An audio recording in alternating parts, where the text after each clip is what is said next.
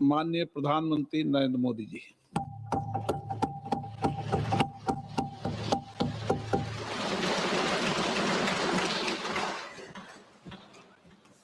आदरणीय अध्यक्ष महोदय,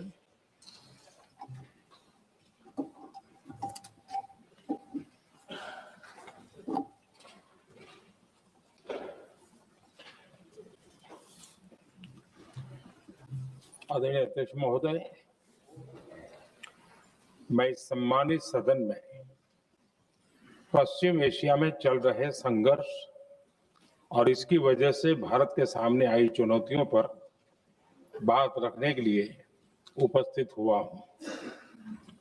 इस समय पश्चिमी एशिया की हालत चिंताजनक है।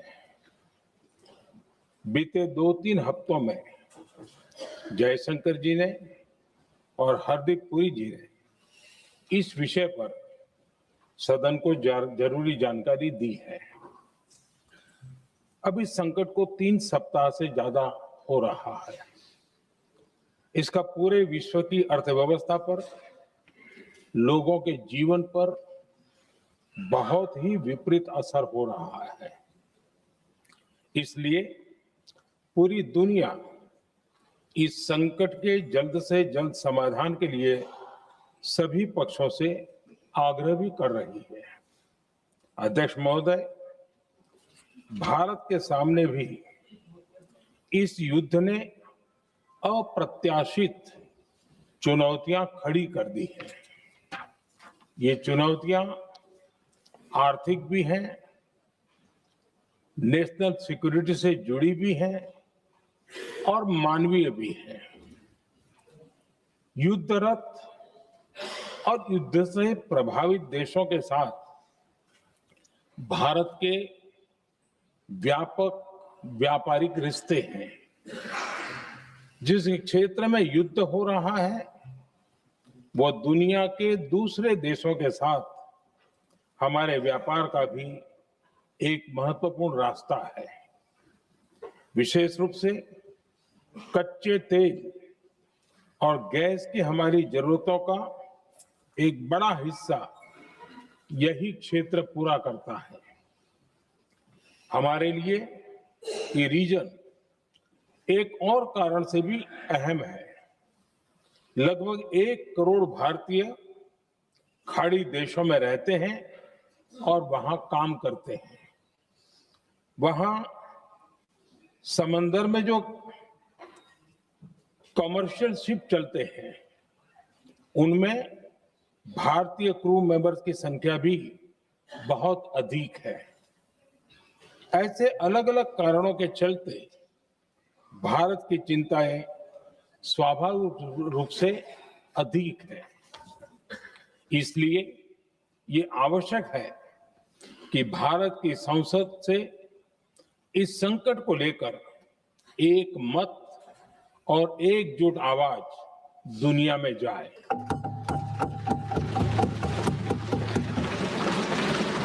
अध्यक्ष जी, जब से ये युद्ध शुरू हुआ है, तब से ही प्रभावित देशों में हर भारतीय को जरूरी मदद दी जा रही है। मैंने खुद पश्चिम एशिया के ज्यादातर देशों के राष्ट्राध्यक्षों के साथ 2 राउंड फोन पर बात की है। सभी ने भारतीयों की सुरक्षा का पूरा आश्वासन दिया है। दुर्भाग्य से इस दौरान कुछ लोगों की दुखद मृत्यु हुई है और कुछ घायल हुए हैं। ऐसे मुश्किल हालात में परिवारजनों को आवश्यक मदद दी जा रही है। जो घायल है, उनका बेहतर इलाज सुनिश्चित कराया जा रहा है। अध्यक्ष जी, प्रभावित देशों में हमारे जितने भी मिशन हैं, वो निरंतर भारतीयों की मदद करने में जुटे हैं।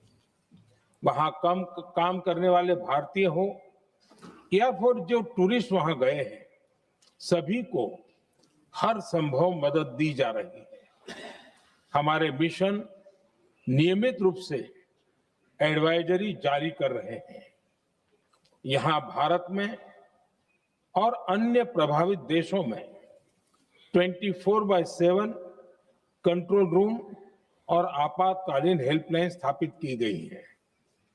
इनके माध्यम से सभी प्रभावितों को त्वरित जानकारी दी जा रही है। अध्यक्ष जी, संकट की स्थिति में देश विदेश में भारतीयों की सुरक्षा हमारी बहुत बड़ी प्राथमिकता रही है। युद्ध शुरू होने के बाद से लेकर अब तक 3,75,000 से अधिक भारतीय सुरक्षित भारत लौट चुके हैं। ईरान से ही अभी तक लगभग 1,000 भारतीय सुरक्षित वापस लौटे हैं। इनमें 700 से अधिक मेडिकल की पढ़ाई करने वाले युवा हैं। खाड़ी देशों में भारतीय स्कूलों में हजारों विद्यार्थी पढ़ते हैं।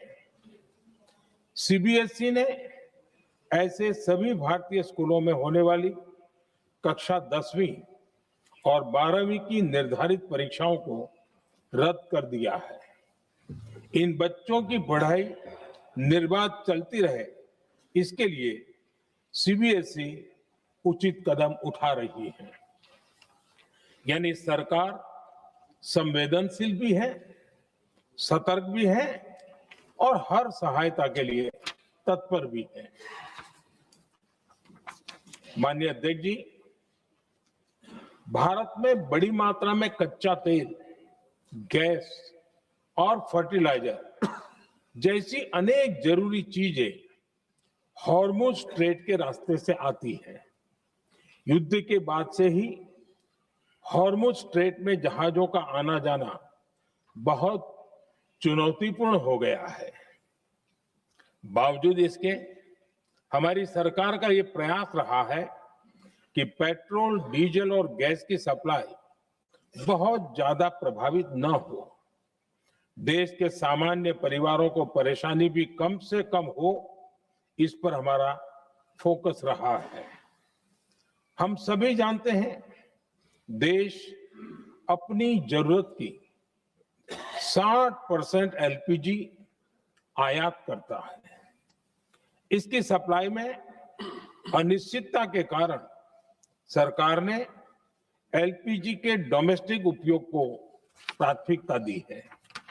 साथ ही एलपीजी के देश में ही उत्पादन को भी बढ़ाया जा रहा है। पेट्रोल, डीजल की सप्लाई पूरे देश में सुचारू रूप से होती रहे, इस पर भी लगातार काम किया गया है। अध्यक्ष जी, आज की इन परिस्थितियों में एनर्जी सिक्योरिटी को लेकर बीते एक दशक में उठाए गए कदम और भी प्रासंगिक हो गए हैं। भारत ने बीते 11 वर्षों में अपनी एनर्जी इंपोर्ट का डाइवर्सिफिकेशन किया है। पहले क्रूड ऑयल, एलएनजी, एलपीजी ऐसी एनर्जी जरूरतों के लिए 27 देशों से इंपोर्ट किया जाता था। वहीं आज भारत 41 देशों से एनर्जी इंपोर्ट करता है। अध्यक्ष जी, बीते दशक में भारत ने संकट के ऐसे ही समय के लिए कच्चे तेल के भंडारण को भी प्राथमिकता दी है। आज भारत के पास 53 लाख मीट्रिक टन से अधिक का स्ट्रेटेजिक पेट्रोलियम रिजर्व है और 65 लाख मीट्रिक टन से अधिक के रिजर्व की व्यवस्था पर देश काम कर रहा है। हमारी तेल कंपनियों के पास जो रिजर्व रहता है वो अलग है। बीते 11 वर्षों में हमारी रिफाइनिंग कैपेसिटी में भी उल्लेखनीय वृद्धि हुई है। अध्यक्ष जी, सरकार अलग अलग देशों के सप्लायर्स के साथ भी लगातार संपर्क में है। प्रयास ये है कि जहां से संभव हो वहां से तेल और गैस की सप्लाई होती रहे। भारत सरकार गल्फ और आसपास के शिपिंग रूट्स पर निरंतर नजर बनाए हुए है।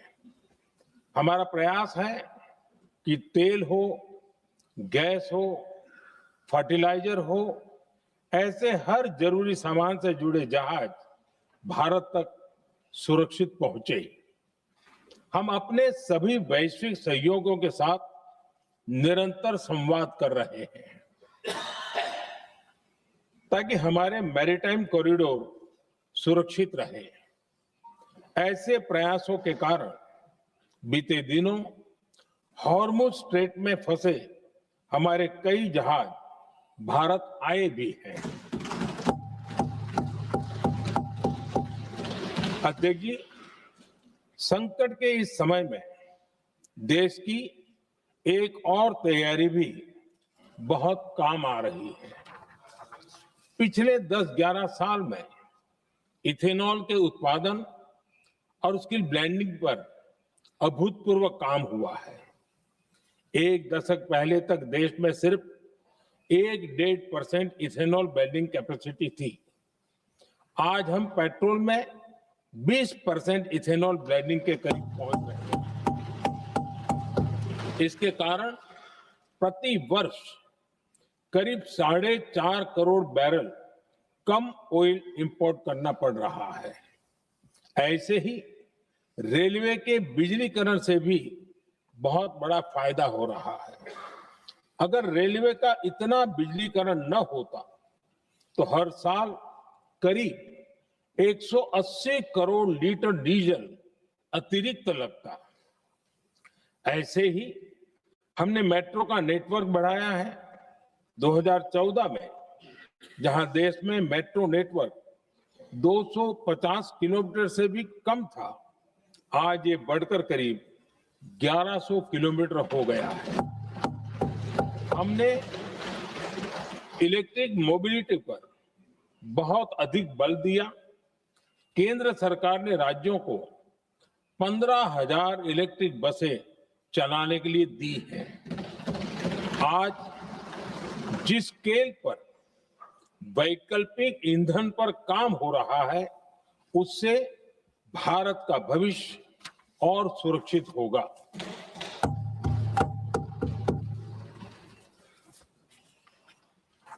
आदरणीय अध्यक्ष जी, हम जानते हैं कि एनर्जी आज इकोनॉमी की रीढ़ है और ग्लोबल एनर्जी नीड्स को पूरा करने वाला एक बड़ा सोर्स वेस्ट एशिया है। स्वाभाविक है कि दुनिया भर की अर्थव्यवस्था वर्तमान संकट से प्रभावित हो रही है और भारत पर इसका कम से कम दुष्प्रभाव हो, इसके लिए निरंतर प्रयास किए जा रहे हैं।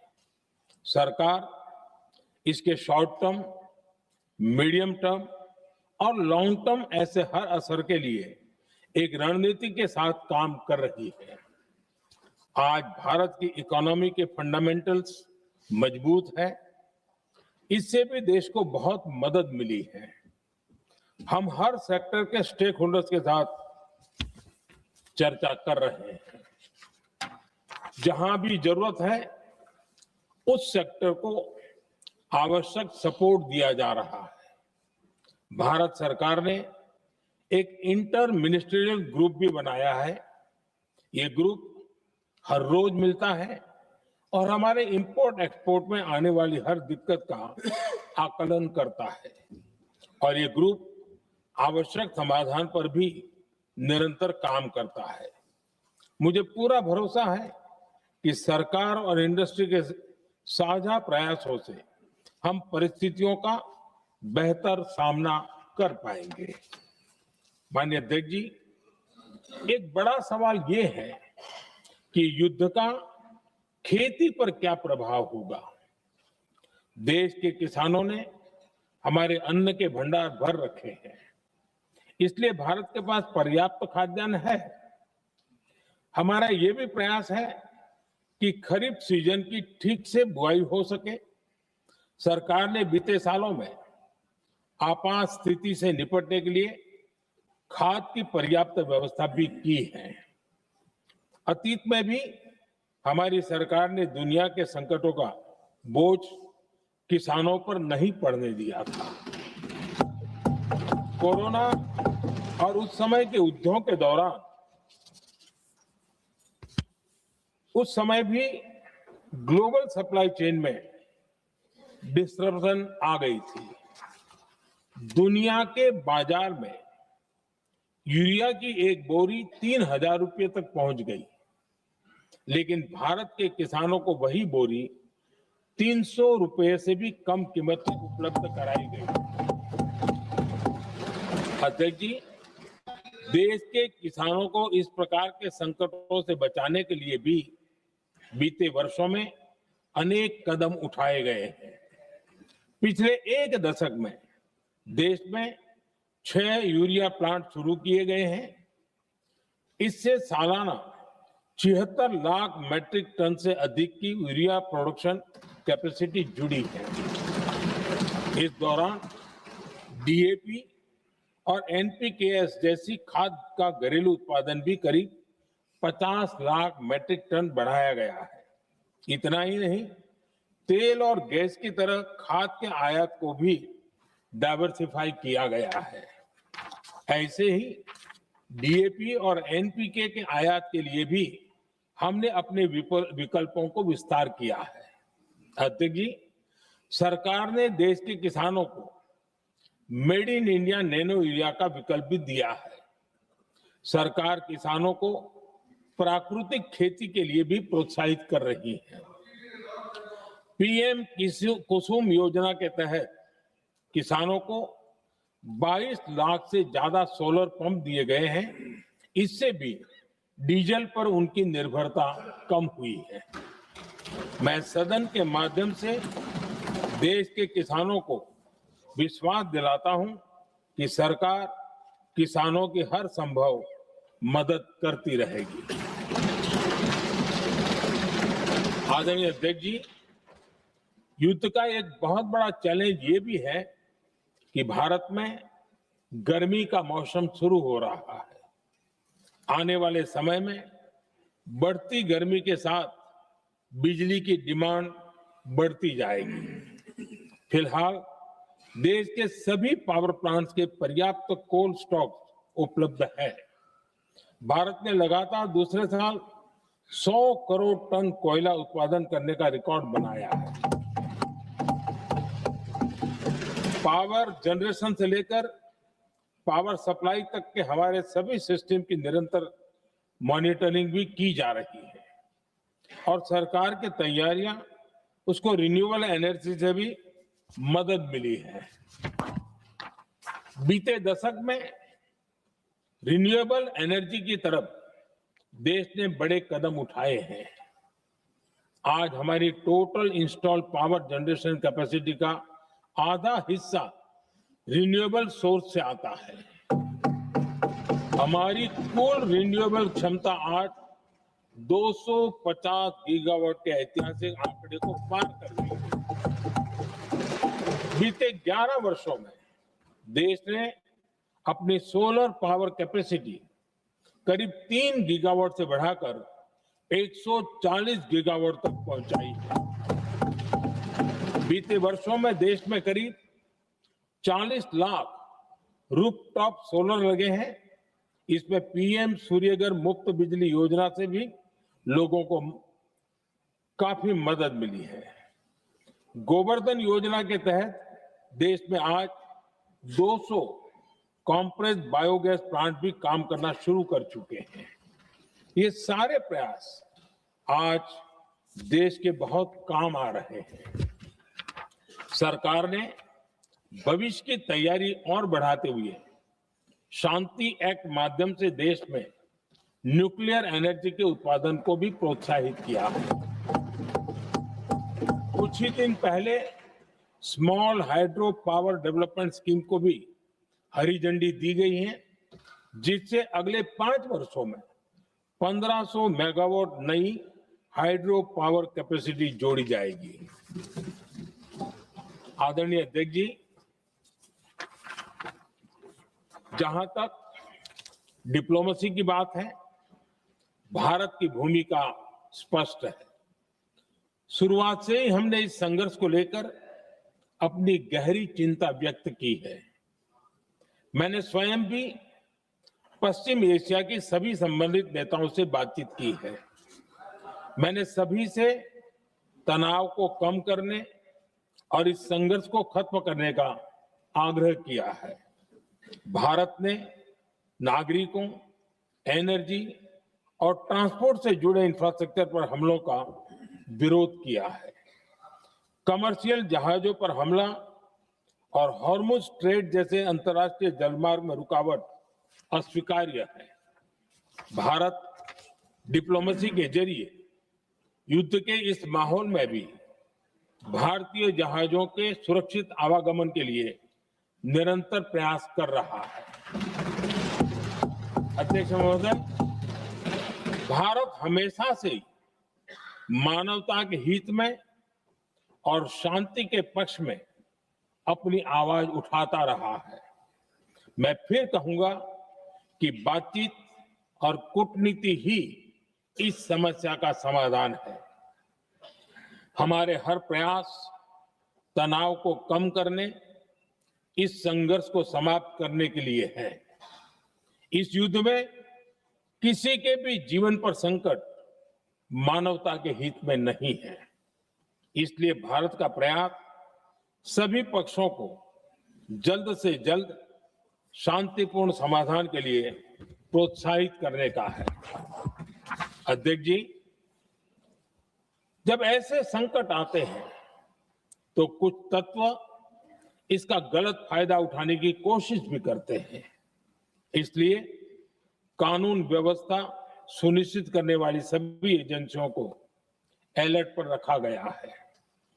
कोस्टल सिक्योरिटी हो, बॉर्डर सिक्योरिटी हो, साइबर सिक्योरिटी हो, स्ट्रेटेजिक इंस्टॉलेशंस हो, सबकी सुरक्षा को और मजबूत किया जा रहा है। अध्यक्ष जी, इस युद्ध के कारण दुनिया में जो कठिन हालात बने हैं, उनका प्रभाव लंबे समय तक बने रहने की आशंका है। इसलिए हमें तैयार रहना होगा, हमें एकजुट रहना होगा।